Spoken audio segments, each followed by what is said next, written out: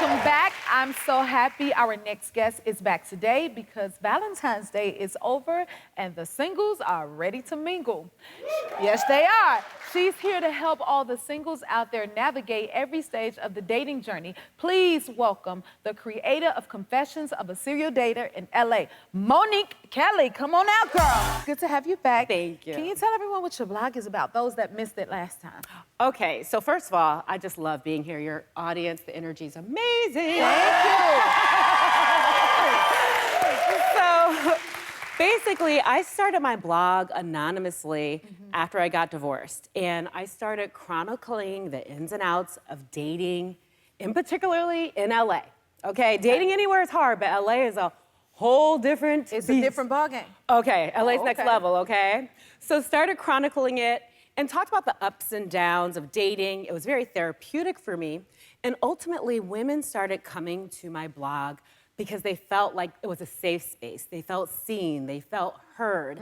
And it ultimately became a women's dating empowerment movement where I was able to help people through all of my stories and also gain knowledge from them. Right.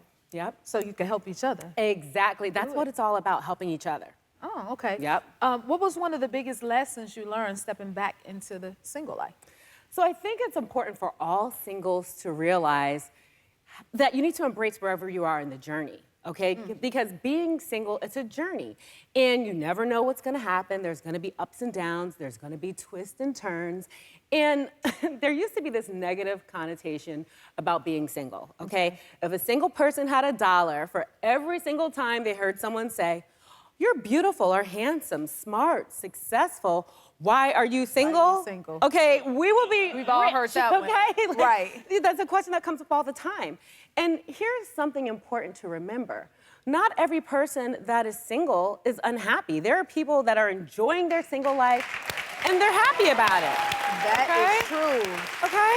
Yes. But on the flip side, there are people who suffer from dating depression. They're over it. So it's important wherever you are in that spectrum that you embrace it and you're honest with yourself about it. Okay. So what is like, I guess, single depression? What is that? Yes. Okay. Single depression, it's so real, Jennifer, okay? Because there are people out there, they have manifested, they have prayed, they have done their vision board, they're meditating, okay? Yes. They're doing the Reiki healers. Yeah. They have done it all, okay? Uh-huh. And they are over being single. They're like, where is my boo, okay? And it's exhausting. And sometimes it gets overwhelming. You're longing for this person, you're waiting for this person. And I don't know where this myth came up that just because you're having a dating depression moment, that somehow that means you're not living your best life, Right. or you're not independent. It's called having a human moment. And human moments do happen. So it's so important that when you're having that moment, not only are you being honest with yourself, but reach out to your girlfriends, have them over for some wine and some chit chat, smack talking, or it's very important to remember, therapy is self-care. So when you're in that dark place of single depression, it's okay to reach out and also get therapy. Y'all hear that? That's right. Yeah. Okay, you also mentioned other stages of singledom. Yes. What are some of the other stages? Okay, this is an important stage, the newly single. A lot of people are coming out of relationships, whether it's divorces, long-term relationships, relationships that they thought were gonna be long-term that ended up not being that. So I find, especially as women get older, when you break up with someone, a lot of times it's even more painful because you're so hard on yourself, because you're like, I'm older now, I should have known better, I was divorced, how did I let this happen again in a relationship? And you're really hard on yourself and you beat yourself up. So there's a few things to recognize no matter what age you are when you're newly single. Okay. First of all, it's super important that you don't fantasize about what you thought the relationship was going to be, okay? That happens a lot. Another thing that's important is that you remember why you all broke up. Because it's super easy to think about the good times, you know, when he was doing everything he was supposed to be doing, you know, and all that. And also therapy. If you find yourself going in that deep rabbit hole, it's okay to seek therapy. Therapy is super important in these times when you're dealing with this as well. Okay. Take those notes, guys. Okay, what if you're past the newly single stage? How should people approach dating again?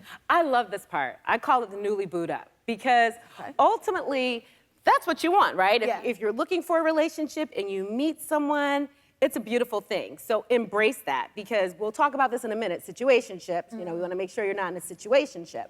But We're gonna have to get a definition. we're gonna get into that, okay? Yes. But when you're newly booed up, a lot of times I find women in particular, we like, okay, you know, everything's going good. Let me, you know, the other shoe's gonna drop. This is too good to be true.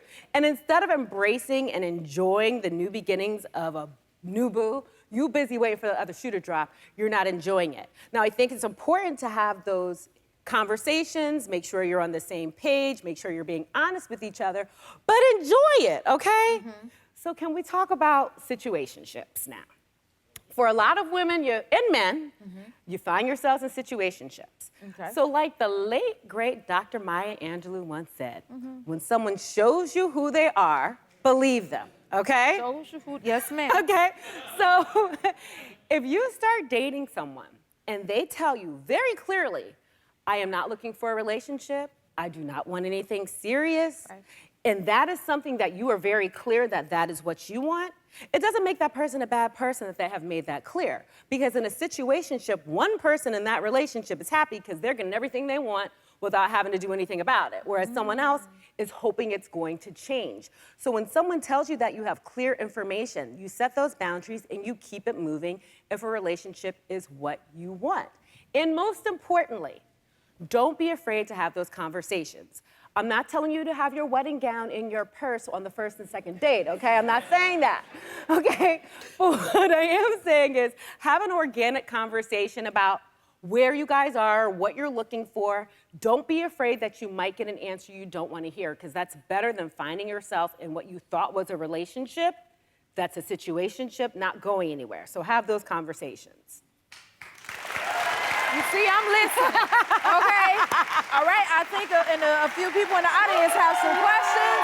We'll get into that in a little bit. We'll be right back. Monique, a few of our audience members have questions about navigating the single life. Ooh. So, who's first? Because I know I got my questions, so I know y'all got to check. Hey, girl. Hey. How you doing? Wonderful.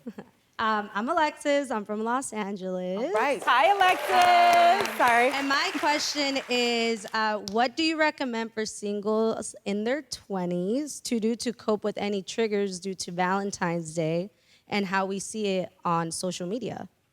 Oh, let's talk about that. Let's talk about social media, okay? And when you know, whether it's Valentine's Day or a random Wednesday, that you are having a moment where you are just, you might be having a little bit of dating depression, or you're just having a little bit of anxiety, do not go to social media. Social media is not your friend. What's gonna happen is you're gonna start gravitating towards everything that everyone else has that you don't, and you start focusing on the negative. So it's so important that when you're having that moment, and you know Valentine's Day, if it's a trigger for you, you know that. So stay off social media for a little bit, and also start doing things that make you happy, doing a hobby that you enjoy, going out with friends and having a good time, and just putting the focus back on you. But stay off that social media. Stay off. Hear that? Good tip. Yes. Who's next? What's your name and where are you from? Hi, my name is Renee. I'm from Oakland. All right, Renee. So my question is, I would like to date more, but it's difficult balancing out my career and my personal life. How can I find someone if I just don't have the time? Well, first of all, birthday girl, happy birthday. I see a crown. Happy birthday. Oh, two. And two more. Oh, happy Wow, birthday, happy ladies. birthday, ladies. So I think, first of all, it's so important in the same way that you have scheduled time to be here and hang with this iconic, fabulous woman, okay?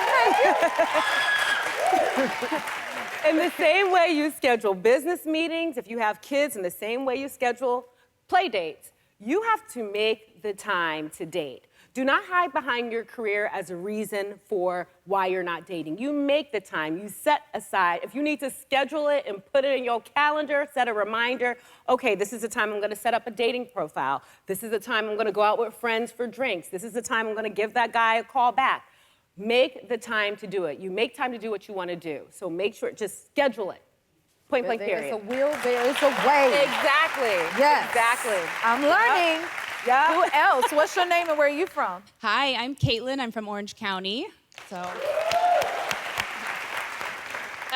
So my glory single days are a thing of the past. I'm happily married, just welcomed my first child a few months ago.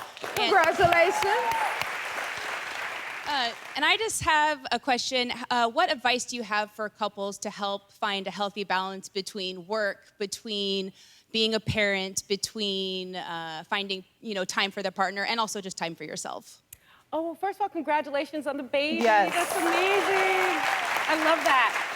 And I think what happens with couples, a lot of times, you forget how to date and keep it sexy in the way, when we're single, we will send sexy text messages, and you're married, you can take it up a notch. Put on some lingerie, take a picture and send it to your man during the day. Get him excited about things throughout the day so he knows he has something to look forward to later on.